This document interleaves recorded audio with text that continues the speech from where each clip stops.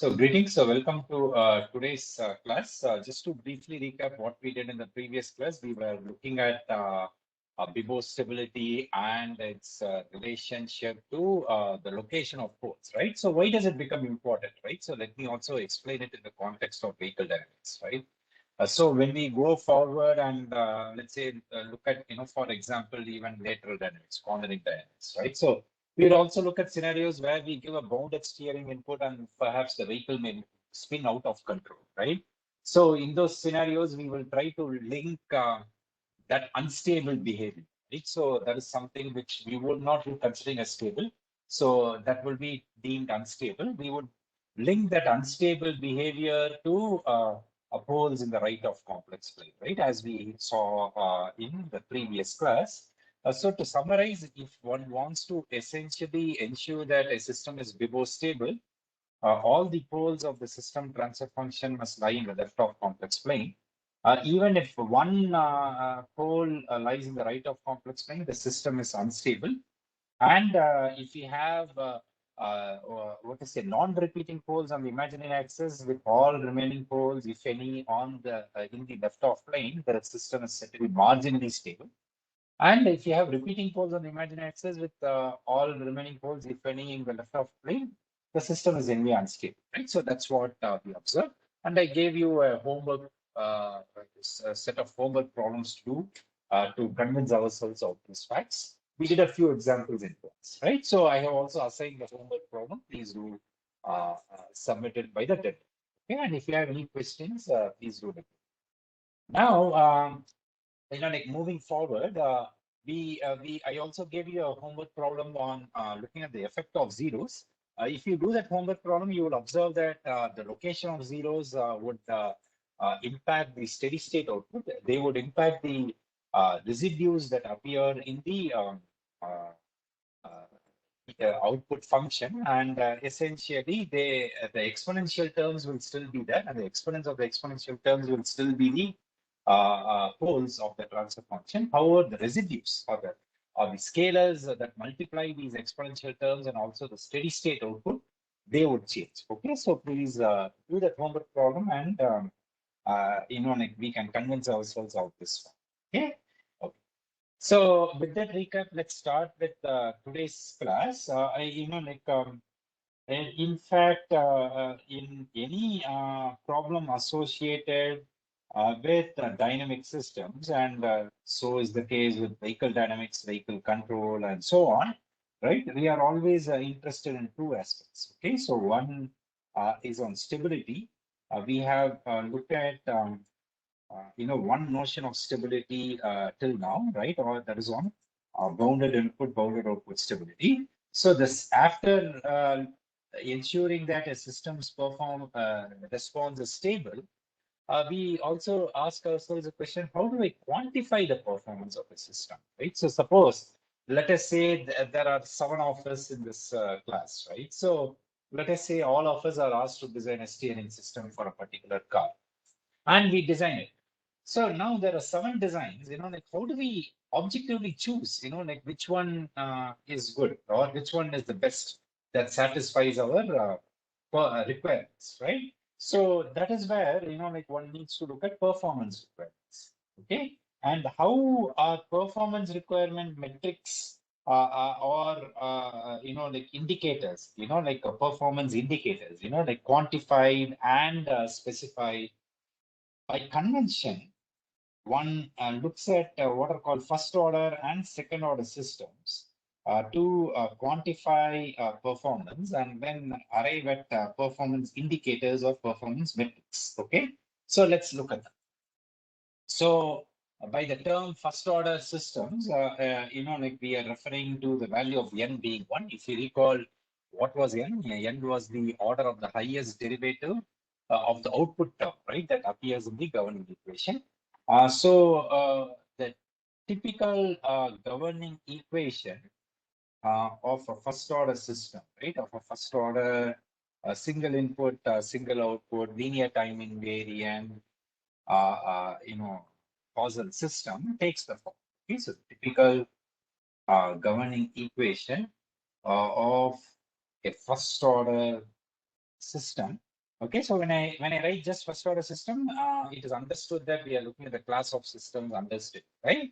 Linear time invariant, single input, single output, causal dynamic systems, right? So the typical governing equation is written as the following. So it is typically written as T times y dot, correct? Plus y of t becomes equal to u of t. Okay, and where this real parameter capital T, we will look at what is the physical significance of the scalar later on. But this capital T is a real number, right? So if we can immediately map it to the general governing equation that we have studied, so we can immediately observe that the value of n is 1 here and the value of m is 0. Okay, so if we can recall what were n and m, right? So in the general governing equation that we looked at, right, previously, we would have seen, and just going there, just a second, please, like for the class of systems under study, yeah, here it is, right? So for the class of systems under study, this is how the general governing ordinary differential equation will come up with. Here n is the order of the highest derivative of the output, and m is the order of the highest derivative of the input, right? So please remember. So if we compare it to the governing equation that we have written down, we can immediately figure out that the value of m is 0 and the value of m is, value of n is 1 and the value of m is 0. So that's pretty obvious, right? So now let's derive the transfer function and then move forward, right? So let's say we apply the Laplace transform on both sides. So let's say we apply Laplace transform on both sides of this governing equation. So what do we get? We get t times s y of s minus y0, right? Plus capital Y of s, that's going to be equal to u of s. Okay, so that's what. Now take zero initial conditions, right? So we take zero initial conditions, okay, to get the transfer function. Please note that when we are dealing with transfer function, by default, we are taking initial conditions to be zero, right? So that means that we take y0 to be 0 in this case. So then what happens, the above equation becomes ES plus 1 times y of s, and that becomes equal to u of s. So consequently, the plant transfer function P of s, which we know that is the ratio of the Laplace transform the output to the Laplace transform the input under zero initial conditions, that turns out to be 1 divided by Ts plus 1, right? So I'm sure all of us can observe that, right? So just by simplifying this, right? So this is the what to say transfer function of this first order system, 1 by capital Ts plus 1. So immediately we can write down a few standard observations, right? Like what we typically do. We can immediately see that the value of n is 1. Okay, the denominator polynomial is of order 1. The value of m is 0, right? Because the numerator polynomial is just 1. So obviously the order of the numerator polynomial is 0. So if I were to write the numerator polynomial n of s, it is 1. Okay, the denominator polynomial d of s is just going to be ts plus 1, right? So that's what we are going to get, correct? So as a result, there are no zeros. So zeros are nil. Poles, there is only one, which happens to be at minus 1 by capital. And how did I get minus 1 by capital T? Essentially, we have to solve Ts plus 1 equals 0. If I solve that equation, I get S equals minus 1, right? So that is pretty straightforward, right? So once again, how did I get this? If I solve Ts plus 1 equals 0, obviously the solution is S equals minus 1. Okay, so that's what. Okay. So this is the standard first order system and the code, right? So for stability, for Bibo stability, we already know what should happen, right? So all the system poles should be in the left of complex plane. In this particular case, there is only one pole, and that is a real number, right? Minus 1 by capital T. We want minus 1 by capital T to be negative. So consequently, for Bibo stability, or as I told you, some people will call it as asymptotic stability. We will figure out why they do so later on. For Bibo stability, we require T to be a positive real number, right? So if capital T is a positive real number, then minus 1 by capital T is going to be in the left of complex plane. Consequently, like we are going to have, the pole to be in the left of complex plane. And essentially, the system will be Bibo. Okay, so that's what we okay. So now, going forward, let us work with this premise, right? So let us now consider T to be greater than 0. And determine the unit step response of the system. Okay, determine the system's unit step response. Okay, so let's do it. So what will we get, right? So when we are talking about the unit step response of the system, we are essentially considering u of t to be 1, right? So u of t is equal to 1. So this implies that u of s is going to be equal to 1 by s, right? So that's something which all of us know by now. So the output function y of s is going to be equal to p of s times u of s. And this will turn out to be 1 divided by s times ts plus 1, right? So that's what we get. Now we need to essentially do partial fraction expansion, right? So let me do it one more time.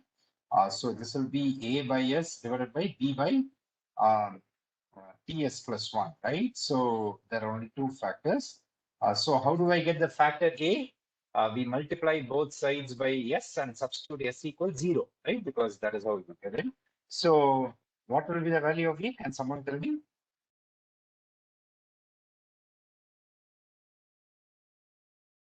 If I multiply both sides by s and substitute s equals 0, what will happen? What will be the value of a?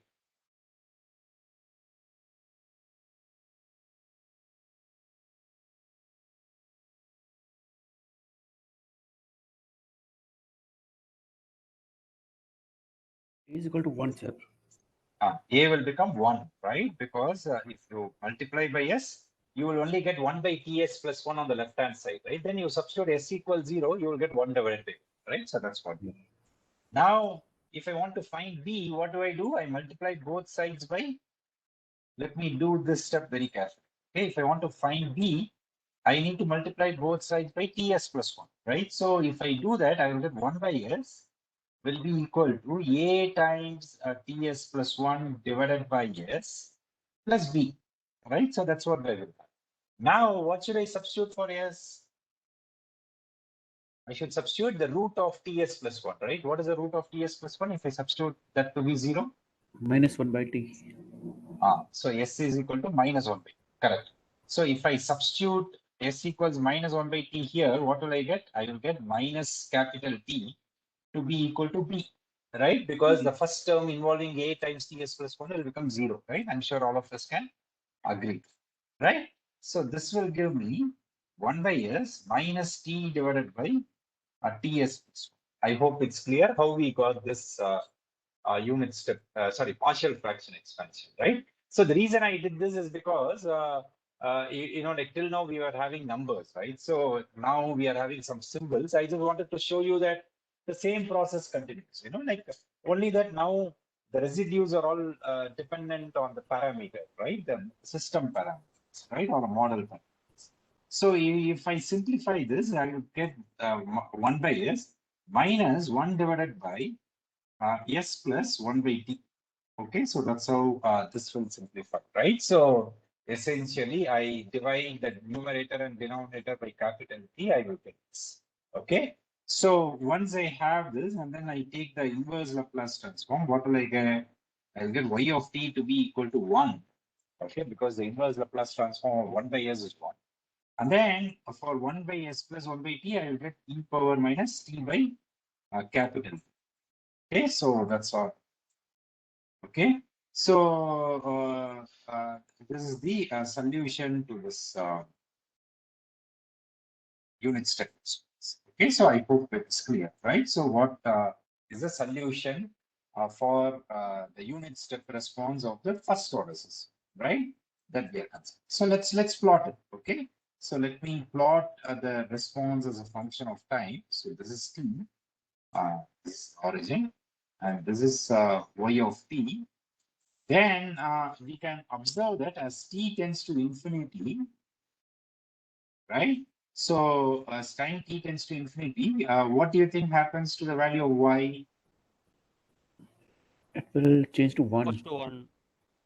It goes to 1, right? Very good. Because why? Because please remember, we are considering a stable first order system, right? So capital T is positive. So e power minus small t by capital T is an exponential with a negative exponent, right? So that second term, exponential term, will go to 0, right, as t tends to infinity. So y of t goes to 1. Okay, so let us say this is 1. Okay, I'm just marking the what is called as a steady state value. Okay, so this is the steady state value, right?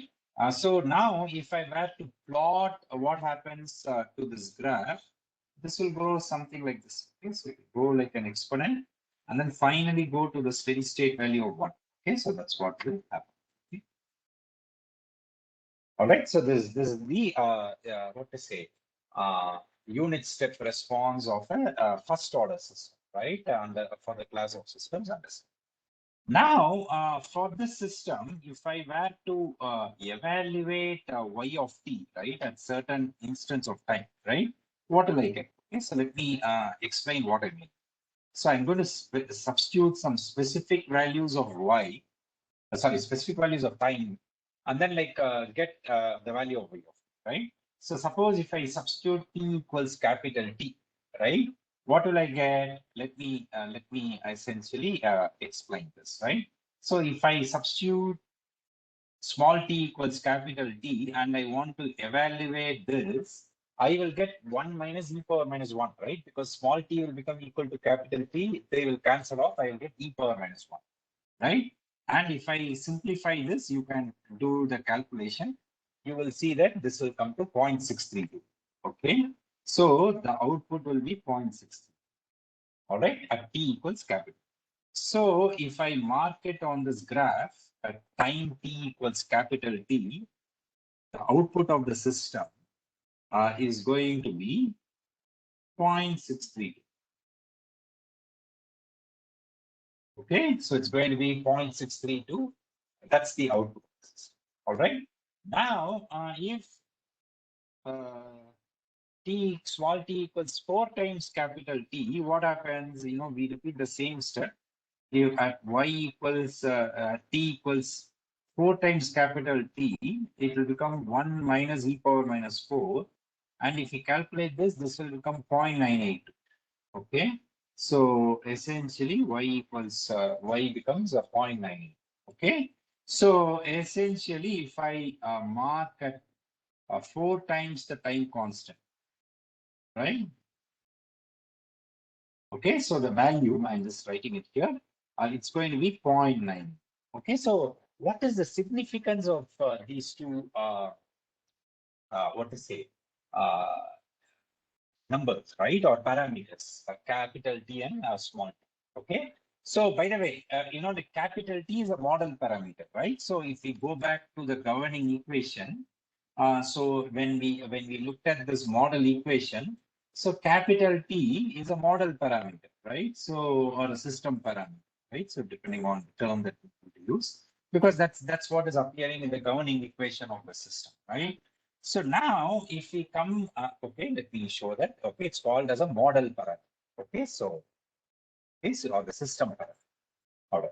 Now let's, if we come back here, you know, like we can see that at time t equals capital T, you know, like the output is essentially going to 0.632, which is 63.2% of the steady state value. So that brings us to an important definition of what is called time constant. Okay, so you will hear this term used a lot, particularly in dynamic systems, even in vehicle dynamics field, like people will say time constant of the steering system or the brake system and so on, right? So then what is it? What is it that they are talking about? Is it like they are assuming that that steering system or the brake system is modeled as a first order system, and this parameter capital T is the time. Okay, so the time constant of a stable first order system, of course, the class of under in the class of systems under study,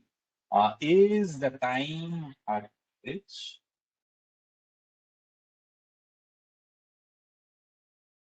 the unit step response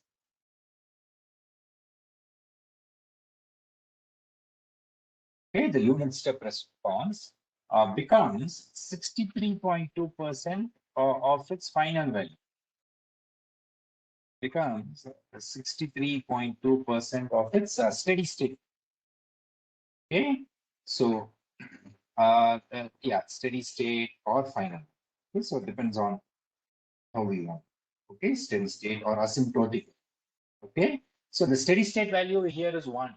So 63.2% of the final value is 0.63. Okay, so that's the definition of this parameter, time constant. Okay, so this is a very important parameter as far as first order systems are concerned. So this is a very important performance metric. Okay, and that brings us to another definition. So you can see that, like, see, for example, we talked about a steering system, right? Let's say the 7 of us designed a steering system, right? And then like we evaluate it. Assume that, like it essentially performs like a first order system, right? We essentially want the vehicle to go into a certain heading, right? I give the steering. According to the first order system's response, let's say the vehicle has to go to some heading. Like we can observe that it will take an infinite time to go to the final value, right? So, but then that's not how it happens in practice. And even anyway, during modeling, if I wait for an infinite time, it does not make much sense, right? So for essentially me to, do some any meaningful quantitative evaluation, right? So we ask ourselves the question, right? Look, like I will consider a band within 2% of the final value, right? Let's figure out what will be the time within which the output will settle within 2% of the final value. And then we will call that time as what is called as a settling time. Like, and this will be a more meaningful practical measure, right? Is it not? So the settling time TS, okay, is the time at which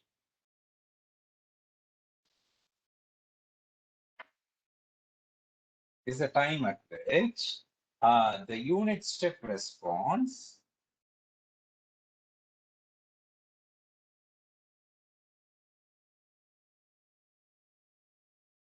settles down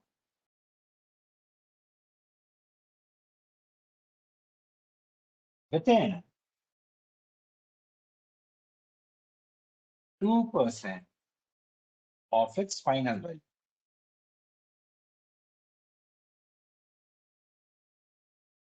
Okay, so that is settling time. Okay, so this is another important parameter.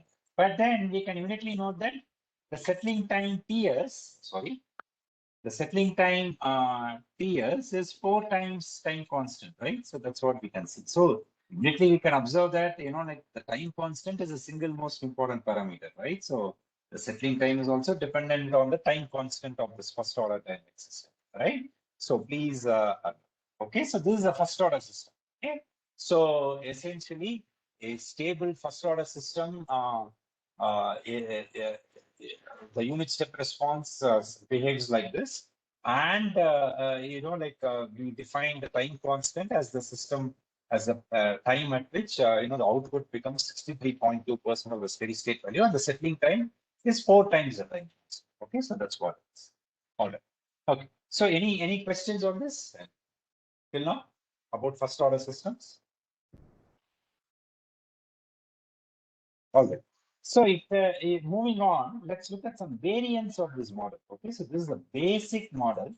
So let's look at variants. See, the way we have defined the governing equation, the steady state value of the first order system settles to 1, right? But that need not be the case always, right? So that brings us to a first variant.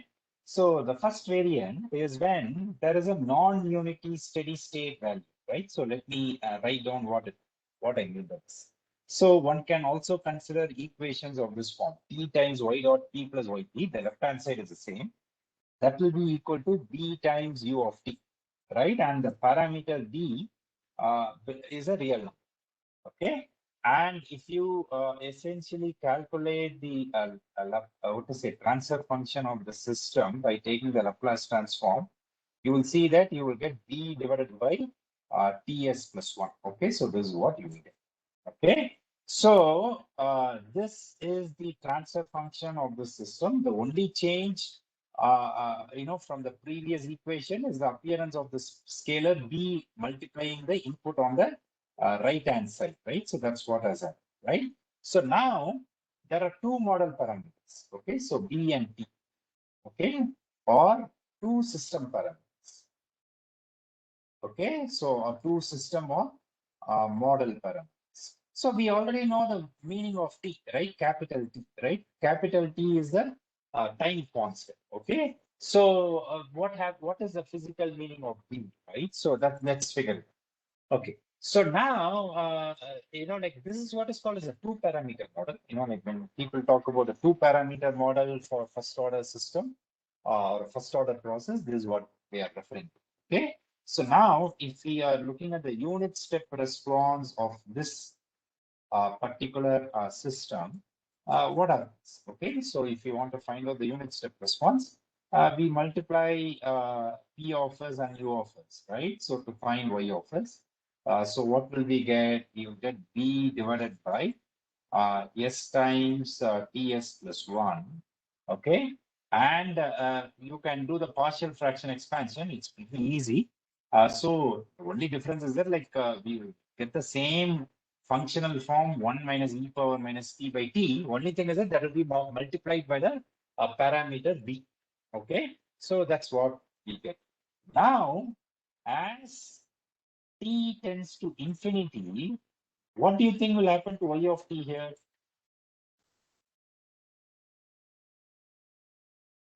It will tend to B.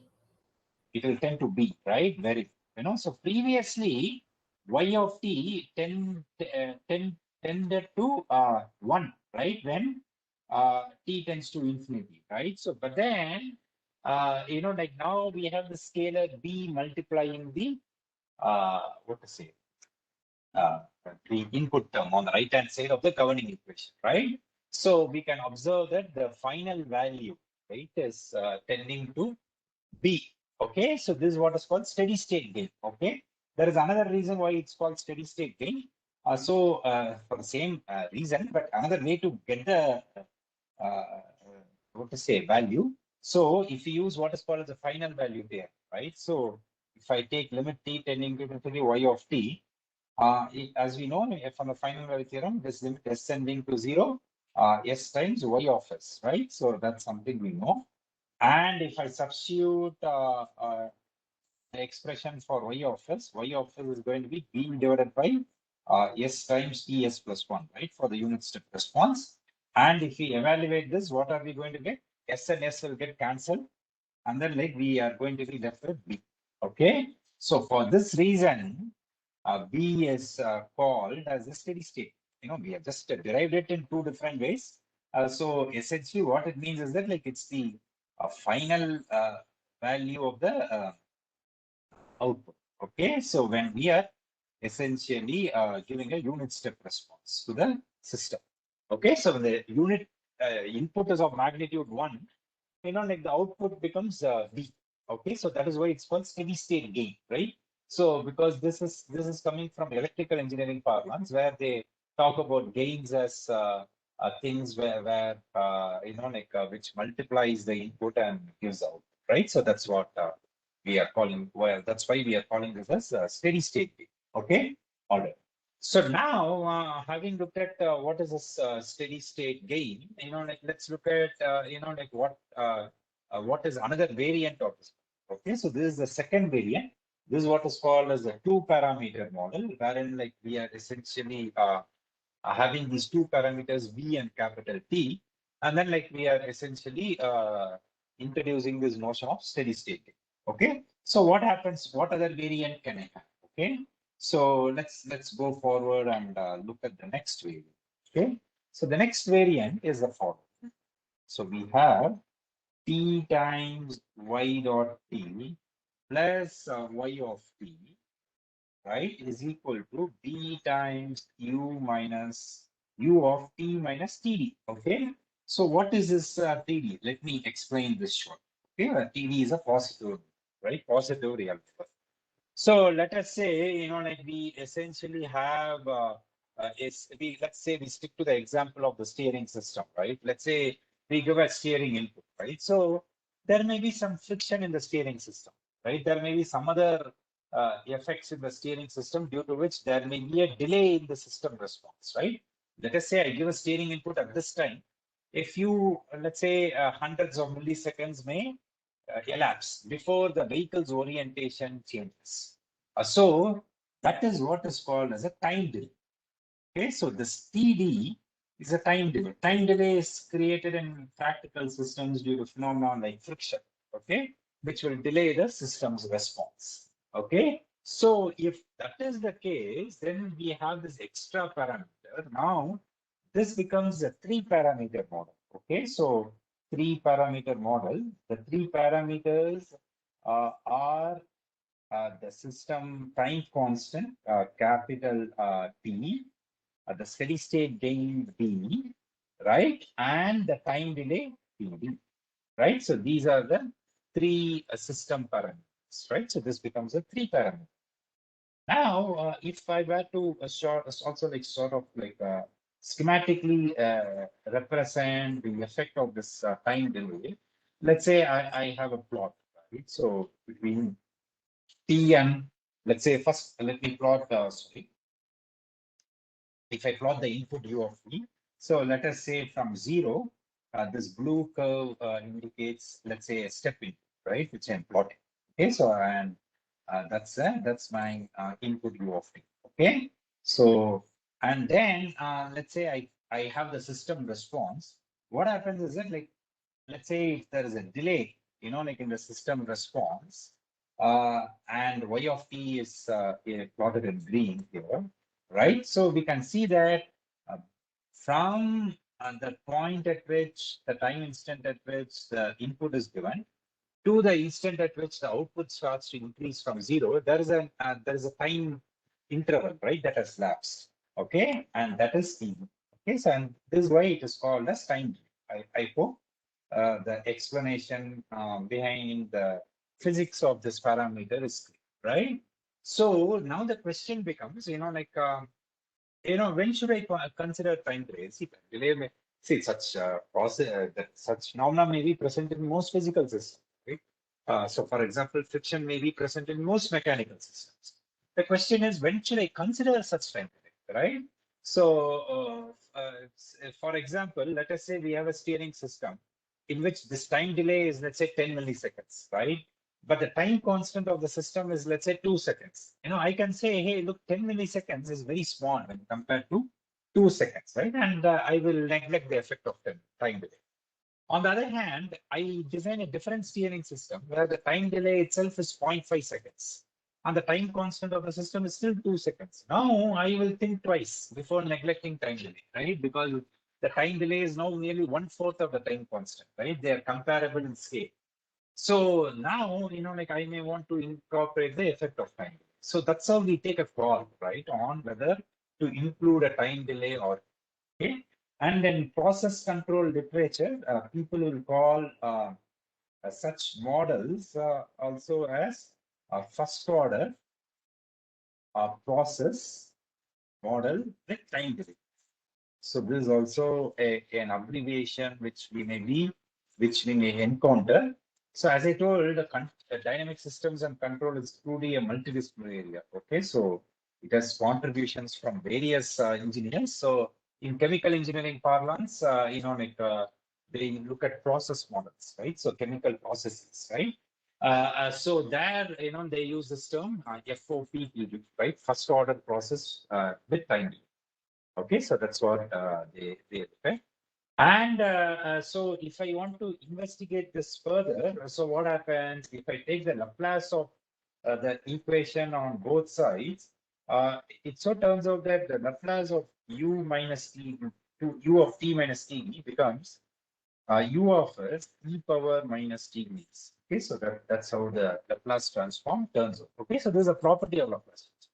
So consequently, what happens is that like if I take a Laplace transform on both sides and apply zero initial condition, so what happens is that the Planck transfer function y of s by u of s becomes b by ts plus 1, okay, multiplying e power minus t. So you can observe that we get an extra term, okay, and the extra term is this e power minus t minutes. Okay, so this is the extra term which comes. Okay, and this extra term comes in due to the time delay. Okay, it's reflective of time delay. Okay, so due to time delay, it comes into picture. All right. So, but then the problem now is the following, right? So if you look at this transfer function per se, you can observe that the numerator, that the denominator polynomial is ts plus 1. The value of n is 1. But then in the numerator, we have e power minus TDS, okay? And that is of infinite order because if we know from basic mathematics, I can expand an exponential function as 1 plus x squared and so on, right? So essentially what happens is that like here, the value of m tends to infinity, okay? So consequently, like we will not be able to analyze such transfer functions using the tools that we are going to learn. Okay, because the order of the numerator polynomial is now infinity, right? Which is much greater than the order of the denominator polynomial, right? This is not a proper transfer function. So what do? We approximate time delays. And how do we do that? Okay, so let me point out one method. Okay, there are various methods of approximating time delay. So let's look at one method of approximating time delays, assuming that the time delay is small. Okay, reasonably small to do this approximation. So what is this approximation? Okay, so let's. So there is a bunch of approximations called Paddy approximations. So the Paddy first order approximation is this. So of course I'm not going to write down the exact formula, but then I'm going to get into a very intuitive derivation of this approximation. Okay. So once again, let me clarify. This is not mathematically very precise, but this is more an intuitive derivation of the Paddy's first order approximation. So if you consider this term e power minus TDS, which is what we want to approximate using a finite order approximation, because e power minus TDS is an infinite order polynomial S. So one could write this e power minus TDS as e power minus TDS by 2 divided by e power plus TDS by 2, right? So one can always write it like this, right? Is it not? So I'm sure you will agree with me, right? So I'm just splitting the exponent. I'm dividing the exponent by 2 and writing it as a ratio. Now what I do is I only expand the exponential term only to its first term. So I'm doing the first order approximation. So e power minus TDS by 2, I take it as 1 minus TDS by 2. And then the denominator e power TDS by 2, I take it as 1 plus TDS by 2. Okay, so I do this approximation, right? Or in the numerator and the denominator. So the numerator I approximated as 1 minus TDS by 2. The denominator I approximate as 1 plus TDS by 2. So now if we simplify, we are going to get 2 minus TDS divided by 2 plus TDS. Okay, so this is what we will be getting. Okay, so consequently, the approximated transfer function, right, is going to be the following. Okay, it's going to be p divided by ps plus 1 multiplied by 2 minus TDS divided by 2 plus TDS. Okay, so this is what I have as the approximate transfer. Now, if you look at this transfer function, we can immediately observe that the value of the denominator, the order of the denominator polynomial becomes 2. The order of the numerator polynomial is 1, right? So this becomes a proper transfer function, right? And we have two poles, okay? One pole at minus 1 by t and another pole at minus 2 by t. Okay, anyway, we still have a stable system, right? Because 2 at capital T is greater than 0, right? By presumption, and capital TD is also greater than 0, right? Time delay is possible, no, as far as we are concerned, right? So, and we have a 0 at 2 by TD.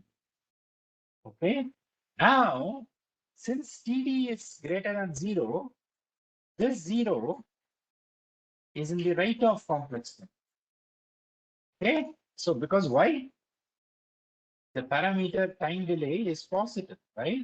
So such zeros are what are called as non-minimum phase zeros. Okay, so this is a result of approximations due to time delays. So what is the physical effect? Okay, so we look at it more later on, when we encounter such systems, okay, which have zeros in the right of plane. But what is the impact? Okay, like let me show you this. Okay, so let us say I plot output of two systems, right? Let's say a blue curve which does not have time delay, what is called as a minimum phase system. Let's say it goes like this, and let's say the green curve indicating a system with time delay. And I have done a Faraday approximation that has resulted in a non-minimum phase zero. Okay, so then what will happen is that its response will go something like this. Okay, so initially, what will happen due to this presence of non-minimum phase zero is that you can observe that the output will go in one direction in one sense, and then like it will change its sense or sign, right? And it will go to the other direction. Okay, so that is going to be the effect of approximation of this time. Okay, so once again, there's an approximation, right? So in reality, what will happen is that the output will remain at 0, right? Till the time delay is over, right? So, but when we approximate it, this is the solution we get. Okay, so it appears as if the system's output is going in one direction and then like it comes back in the other direction. Okay, so that is the impact of a non-minimum phase 0, right? So suppose, let us say, to take an example, let's say we take a ceiling fan, for example, right? So although it's not a non-minimum phase system, like imagine that it were a non-minimum phase system, right? I switch on the fan, maybe it is rotating counterclockwise in steady state, right? But initially it will swing clockwise and then like change to counterclockwise, right? Imagine such a fan, right? So that will be the practical impact of having a 0 in the right of complex. Okay, so this is the effect of what are called as non-minimum phase zeros, which are typically encountered when we have this approximations of time delays. All right. Okay. So in today's class, to summarize the concepts that we have learned in today's class, we have looked at performance. Till the previous class, we were looking at stability. Performance is also important for dynamic systems. So we looked at performance, and typically by convention, the performance of dynamic systems are studied by looking at what are called first order and second order systems. Today we consider first order systems. In the next class we look at second order systems. So for first order systems, the time constant is the only parameter that one needs to consider. And based on that, we defined what the time constant is. We saw that the setting time is also 4 times the time constant. And then like we observed what are the variants of this first order model, right? One with non-unity steady state gain, and also like first order model with time delays, right? And what is the approximation to the time delay, and what is the consequence of that? Because it will result in what is called as a non-minimum phase zero, which will have its own effect on the system response. Okay, So this is what I wanted to discuss in today's class. Are there any questions? So you were saying m is infinity. So how m is infinity? Because if you look at this expression, in the numerator, you have the polynomial of s to the e power minus t dx, right? Is it wrong? Mhm. Okay. The exponential function has an infinite series expansion. Okay, sir. Yeah, got it. Right, the polynomial expansion of the exponential function, it is an infinite series, right? So that's what. Okay, sir. Okay, thanks. Thanks a lot. Yeah. Sir, how did we get this output going negative and then it went? I'm sorry, can you repeat the question? I could not hear you clearly. Sorry about that. Sir, in this below last diagram, output went negative and then it went positive. Ah. Or, sir, how did this happen? So that is because of this non-minimum phase zero. Okay, so if you solve such equations, you will see that it will go in one sense and then transform. Okay, that's the solution to such systems. Okay, maybe I will give you an example so that you can solve and plot and convince yourself. Okay. Yes, sir. And we will learn when we go to automotive controls, we will learn what is the physical, what is a consequence or impact of non-minimum phase systems by doing a project, from an automotive domain, right? So where we will learn, like how certain models are with time delay are approximated using such first order models with time, with the non-minimum phase zero, and then like how do we analyze and design controllers. Okay, so we will look at them later.